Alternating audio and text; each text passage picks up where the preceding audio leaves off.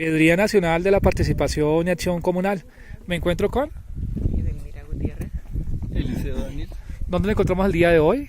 Estamos haciendo la caminata del camino a Huaque, que está llamado el camino en honor a las fiestas patronales de la Virgen de Belén de Huaque.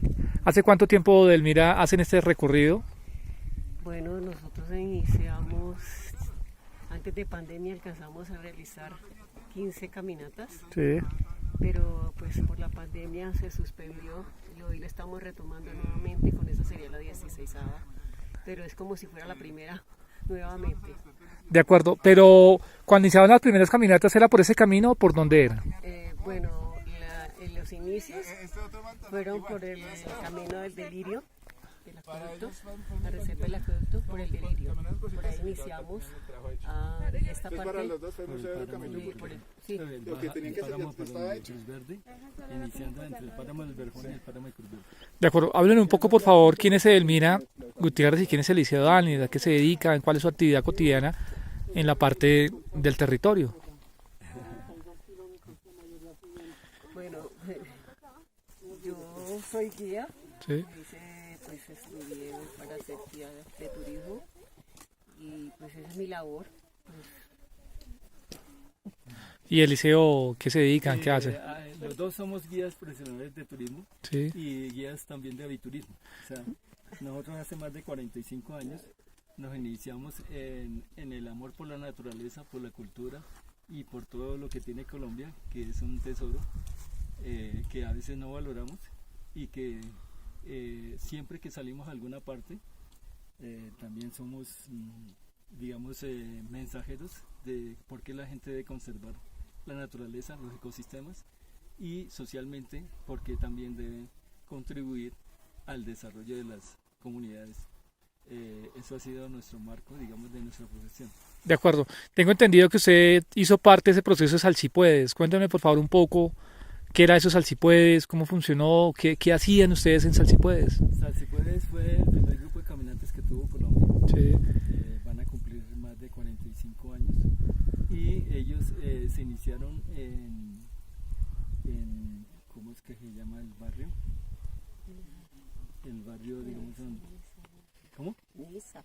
El barrio Niza, que precisamente el director de Salsipuedes, el que Sí. creó la fundación, él salía con la familia y prácticamente primero comenzó a salir con la familia, luego comenzaron que cada 8 días él salía a hacer caminatas y se le fueron pegando los vecinos y se fue agrandando el grupo y hasta formar, digamos, un grupo más heterogéneo y ellos decidieron crear una fundación. La fundación se llama Salsipuedes y realmente el fundador fue justo Alfonso Gamboa, que era abogado y director de una parte del ICETES y él siempre tenía amor por la naturaleza. Él era boyacense, una persona que siempre quiso mostrarnos a nosotros todo lo que era, digamos, los caminos rurales y los caminos que habían sido de campesinos y caminos indígenas y caminos que en la época colonial se llamaban caminos reales y en la época republicana también. Estos caminos se han retomado como parte precisamente de lo que llamamos la alternativa de turismo en el ecoturismo, que se llama el trekking o las caminatas ecológicas. Y eso ha servido para que en los planes de ordenamiento territorial y en los planes de desarrollo sirva como una alternativa número 1 para que la gente vea que conservando y haciendo ver nuestro patrimonio se puede también hacer proyectos productivos. De acuerdo. Mira, la relevancia de una actividad como esta, hoy es la 33ª caminata que se hace aquí, por supuesto se aplazó en el año 2020-2021. Hoy, después de 2 años de inactividad, esta caminata vuelve y se retoma. La relevancia que tiene para un territorio hacer ese tipo de actividades, no solamente aquí, porque ustedes también hacen otro tipo de actividades, otro tipo de caminatas o senderos de caminos reales en Cundinamarca, en otras regiones del país y del mundo.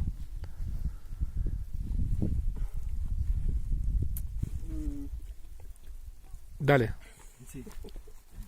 Mira, se le fue la banda. Bueno, si quieres yo le Sí, contesto. claro, Eliseo.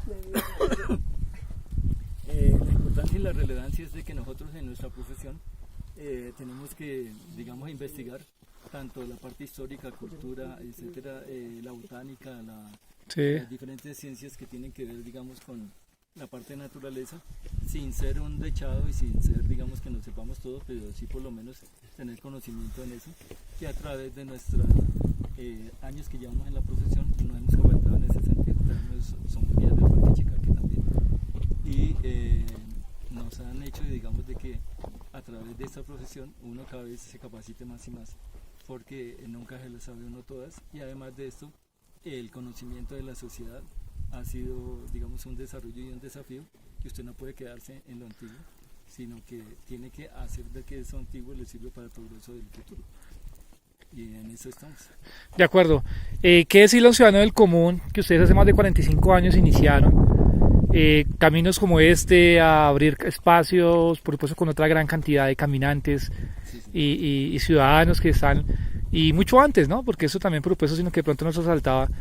¿Qué decirle a un ciudadano del común que quiera de pronto decir, oiga, venga, a mí me interesa vincular a mi familia, a mis hijos?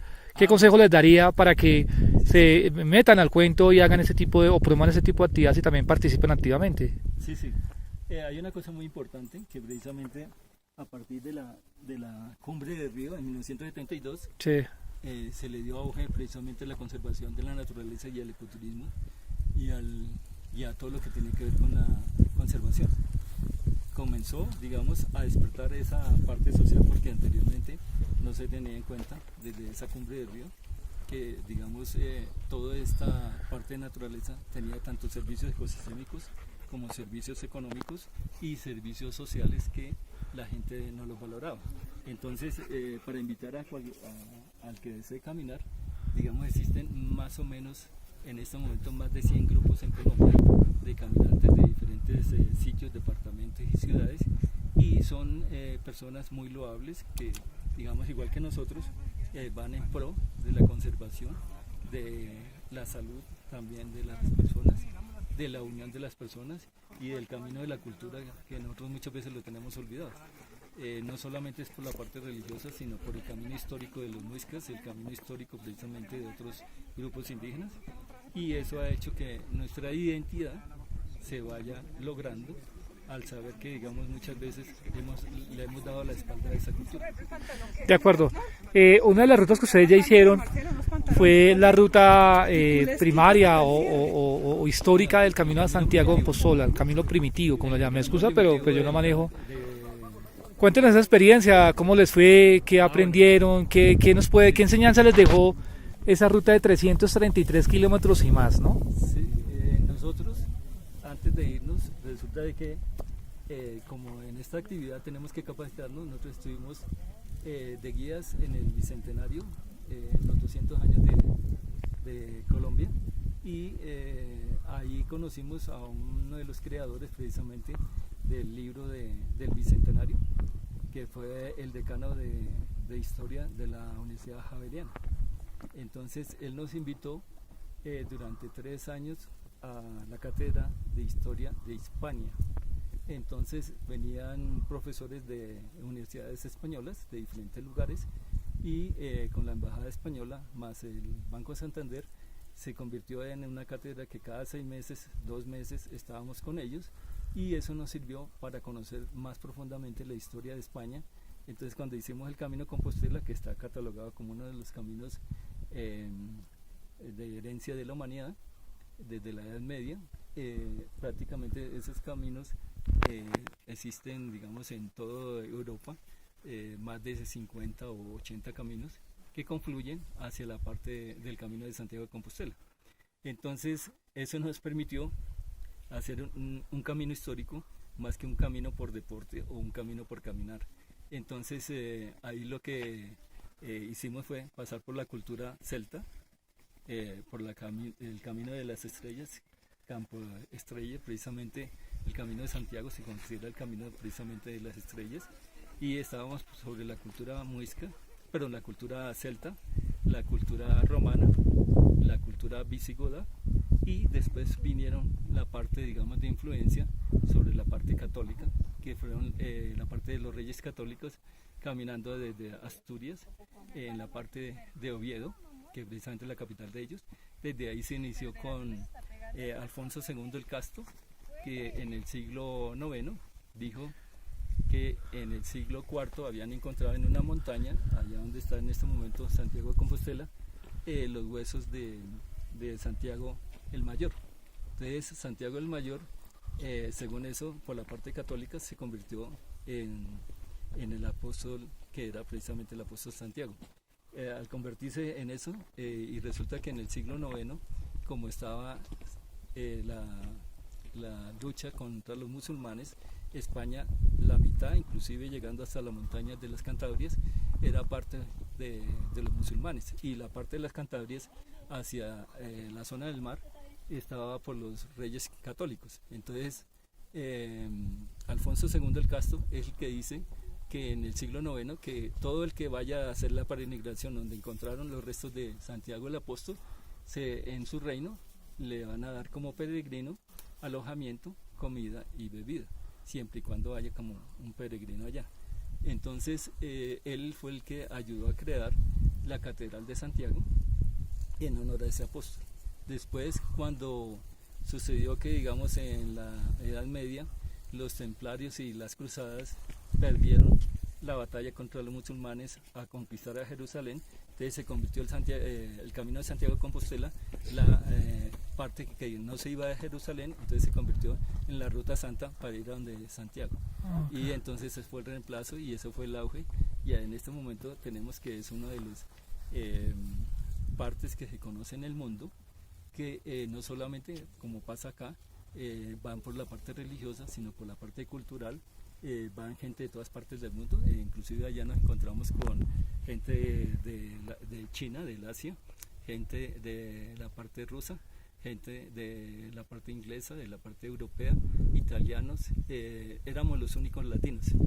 Entonces mi señora, que es Elmira, ella tiene rasgos y es de origen indígena. Entonces, sí, cuando nos vieron allá, inclusive el director de toda la zona de Santiago de Compostela, que era como si fuera el obispo que estaba a cargo de todo eso, se acercó a ella y la cogió en la mano y le dijo: gracias por venir a salvarnos, porque nosotros ya no tenemos fieles ni tenemos monjes para eso. Y era verdad, o sea, digamos, uno entraba a esas iglesias y a esos grandes monasterios y a veces no encontraba sino una persona, o encontraba cámaras y todo eso, pero no encontraba esa forma religiosa que encontramos acá en la parte latina. Sí. Y se aterraba uno en ese sentido.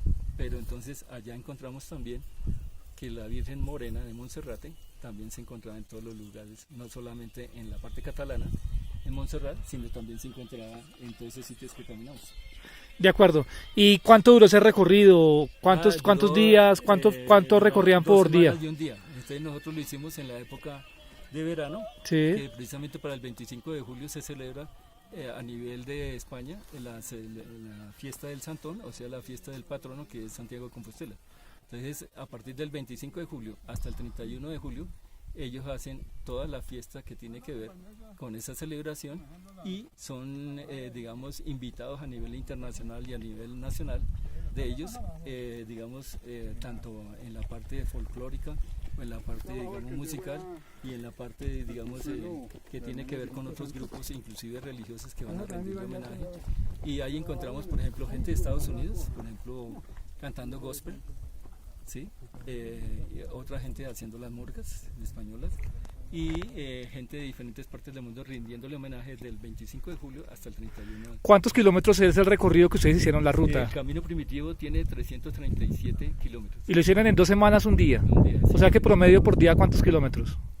Nosotros al principio comenzamos para que el cuerpo se fuera adaptando, 8 kilómetros, 10 kilómetros, 15 kilómetros, después 20, 25, y ya los últimos 3 días logramos entre 30 y 35, porque queríamos estar en la fiesta del 25 de julio, que usted ve ahí, inclusive que en el camino, aquí no encontramos, sí, pero en el camino nos saludaban inclusive con gaitas gallegas, y con gente que en el camino les gustaba, que venían a la celebración de Santiago de Compostela.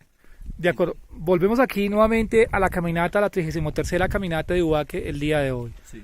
En el país somos 8 millones de afiliados, 65.000 organismos de acción comunal. Sé que Elmira es un poco más tímida, no le gusta la cámara, pero sí nos gustaría que ustedes, de su experiencia y su conocimiento, le enviara un saludo comunal al gremio social más grande del país, 8 millones de afiliados, 65 organismos de acción comunal, para promover ese tipo de actividades donde niños, jóvenes, adultos con sus mascotas apoyan el tema del turismo, la economía, por supuesto cuidar el medio ambiente, el deporte, y sigamos generando ese tipo de actividades y apoyando a nuestras regiones, por supuesto en el tema económico y, por qué no, cultural. Sí, resulta que varias juntas de acción comunal y otros organismos han creado lo que es el turismo comunitario. Entonces el turismo comunitario, por ejemplo, aquí en Bogotá tenemos un ejemplo. Nosotros en la parte de Engativá, con un grupo de una junta de acción comunal, se me olvida en ese momento el barrio, resulta que cogimos a todos los artesanos que eran de cueros, se les dio un curso por el SENA, y al mismo tiempo, como no teníamos para comprar las máquinas, entonces a través de las caminatas ecológicas que se hicieron, se logró comprar las máquinas. Entonces lo uno lleva a lo otro.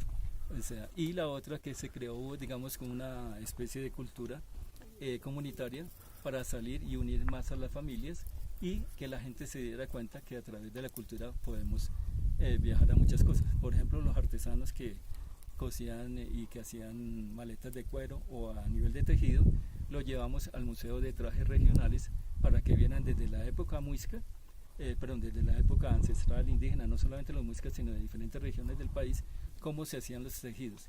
Porque usted sabe que ¿cómo es que llama? Hay una modista colombiana que lo que hizo fue coger, exactamente, Claudia Cherasi. Exactamente, ella cogió cómo eran la forma de los tejidos ancestrales. Entonces nosotros lo que hicimos también lo mismo, o sea que el artesano se da cuenta que no era solamente lo que él había aprendido a través de su mundo, sino que también podía nutrirse hacia esa identidad de su trabajo. Entonces ese es uno de los ejemplos. Los otros los hemos hecho precisamente con grupos que a veces, por ejemplo, comunidades religiosas o comunidades que no son religiosas, y tenemos otro ejemplo en la zona de Girardot, al padre de la iglesia de San Miguel. Él, a raíz de la última encíclica que dio Francisco, del Papa, que incluyó precisamente que todo católico tuviera que conservar la naturaleza y tuviera que ver con el aspecto social, y que fuera más justo y que fuera por la paz. Entonces esa encíclica de Francisco casi nadie lo lee, de los católicos, pero si se aplicara sería eso. Entonces en ese momento el padre, que era un señor joven, o el cura, digamos, de la iglesia de San Miguel, nos conoció y nos dijo que a ver si le hacíamos una caminata con los fieles, y así iniciamos precisamente con ellos y los llevamos por un sitio de la Vía de Nariño, que era una zona de camino antiguo, pero que los fieles se dieran cuenta que la parte católica tiene que ver con la parte de naturaleza, y eso ayudó para que ellos sembraran más árboles y más cosas. Desde la Veeduría Nacional de la Participación y Acción Comunal, como dice la Procuraduría General de la Nación, ser corrupto no aguanta. Agradecemos tan importantes comentarios, por supuesto a Adelmira, sabemos que eres un poco más tímida, y por supuesto invitamos a todos los ciudadanos de la ciudad y el país a que participen e incentiven ese tipo de actividades, por supuesto en compañía de esos grandes sabios que se han dado del camino. Sí, yo quería hacerle la invitación que viajemos, caminemos hacia nuestra cultura. Entonces tenemos cosas muy interesantes que a veces desconocemos.